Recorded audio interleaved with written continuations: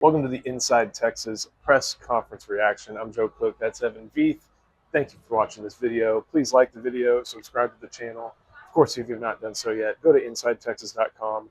Use that first link in our description. Go sign up for just $1. Become part of the best Texas Longhorns site. Get the best intel, best analysis, recruiting coverage, everything you might need.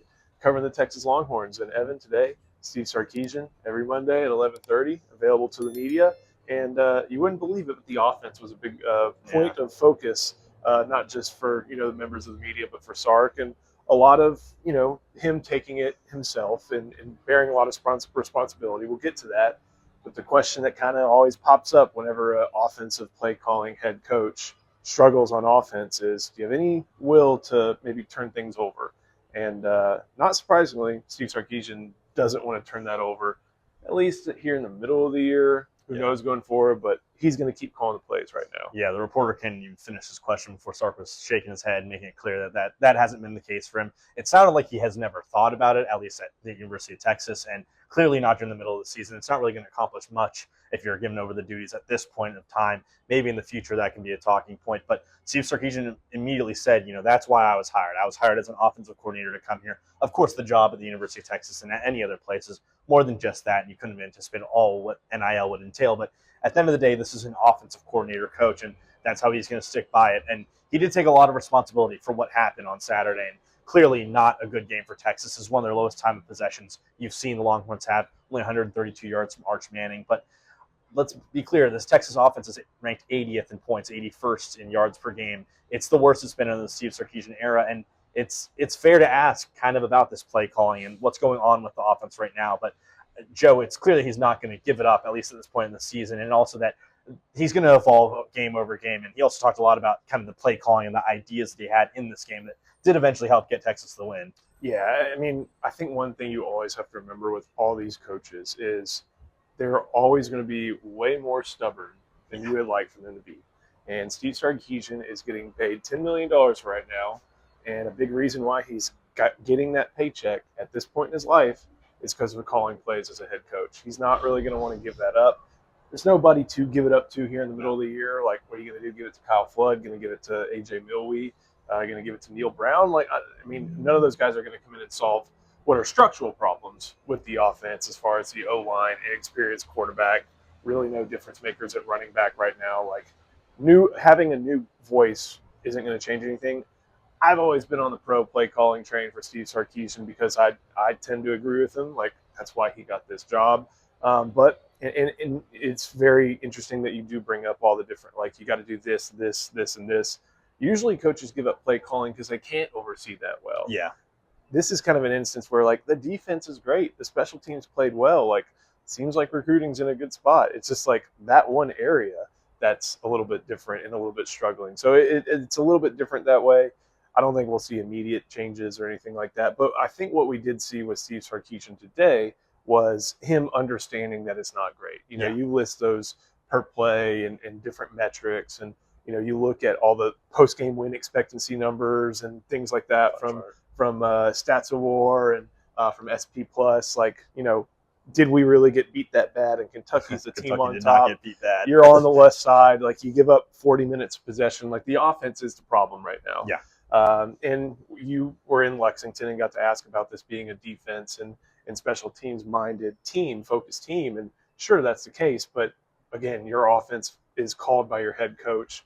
You've got to get that going well. And Steve Sarkisian basically said, like, look, it's on me. I got to try to figure this out. And that's one thing I will give Sarkisian is that he did take the blame. And before anyone could ask him to take the blame, he took it himself and said that this play calling in this game was on me. This wasn't as much on Arch, who he said didn't really get a fair chance at points this game, which it is, yes, it is no, because of some of the missed throws he had, but also the protection wasn't quite there. The run game, which odd play calling in my opinion with what happened in that game with the run game. That was part that Sarkisian said he didn't do well enough to establish. But there was one little sequence he mentioned that I thought was an important point about how this offense has evolved this year. And talking about that Ryan Niblett punt return, the one that got them into their only touchdown of the game. They were faced with a chance that they, earlier in the year, definitely would have gone for it. He said they would have not punted there. And yet he calls out Jack Boomeister. He punts it, gets them within the 5. Trey Moore almost gets a safety. Suddenly Kentucky's punting it back. Ryan Niblett's got the ball inside the 5-yard line, and Texas scores. If they don't punt there, Joe, I don't know if they're winning that game. And that's such a microcosm of one play for a whole game. But it shows that Sarkisian's at least evolved a little bit as a play caller and has seen the strengths of this team. And clearly the defense and the special teams are the strengths. Yeah, you can play field position. That's what, that's how Iowa football plays. That's what they always try to do in order to win the field position battle. Just kind of move up incrementally over possessions and hope that your offense can go 40 yards instead of 60 yards. It's a strategy, and it's one that Texas is going to have to try to use. Quick timeout. If you have a move coming up in the Dallas area, put real estate agent Josh Holden in your starting lineup. He's a UT grad, a lifetime Texas Ex, and he scouted every inch of the Metroplex. From Highland Park and Preston Hollow to Uptown and Old East Dallas, Josh Holden knows the market, and he's going to match you with the perfect home. On top of that, he has years of experience in commercial property management, so he has the playbook for contracts, curb appeal, and everything in between. Bottom line, Josh Holden is an easy win. He is reliable, savvy, and he helps you close with confidence. Reach him at josh@joshholdenrealestate.com, or you can call or text 972-917-8081. Contact info is in the description.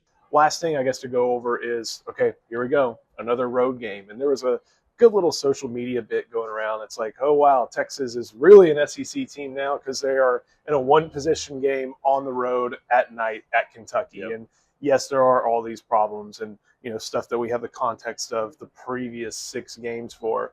But, yeah, in that one game, it just does kind of illustrate that for as much as people may not want to hear it and want to look at the history leading into that 7th game, it's hard to win there. It's hard to go to places. And I even saw some people say, like, well, Ames is the same size, and, well, TCU's got the same size. Kentucky, what was the point you were bringing up about where they would measure up in, like, the Big Ten or something like that? I know I'm a big ratings guy. I know we've clashed on Inside Texas board about what that means, but you look at Kentucky just as a team, how they are as a talent and how they've been playing. They'd be about the 11th best team in the Big Ten. I mean, they'd be better than Minnesota, who just beat Nebraska at home. These last-place SEC teams and going on the road at night, it's not a gimme. 4 of their last 5 games at home against these really good SEC teams have been one-score games. Think back to Georgia last year, another night game where they won by 1 point. That's not to say that Texas shouldn't be upset with the result and shouldn't be saying, we got to do better. But clearly winning on the road at night in Lexington is not some walk in the park. And at least Texas did win, and the season isn't over. And that's what someone like Michael Taft really emphasized, someone like Colin Simmons really emphasized. And you're hoping to hear that a little more from the offensive players as well. But this is just football, and it's kind of a rite of passage for the Longhorns to do that. They're finally an SEC team now that they've done that, and no matter what maybe the Aggies, the Sooners are saying about it, a lot of the other teams agree. We've been through this. We know what you're feeling, and it doesn't mean that Texas is going to go out and light the world on fire in Starkville, but at least they got that win out of the way. Now they get a new kind of like introduction to SEC play. They get to go to Starkville. Ethan Burke was just talking about how he's never been to the state of Mississippi. You go there, you're in the stadium. Davis Wade, I think it's like 60,000, 65,000, something like that. Everybody there has a cowbell, and they ring it up to the point where you're not allowed to.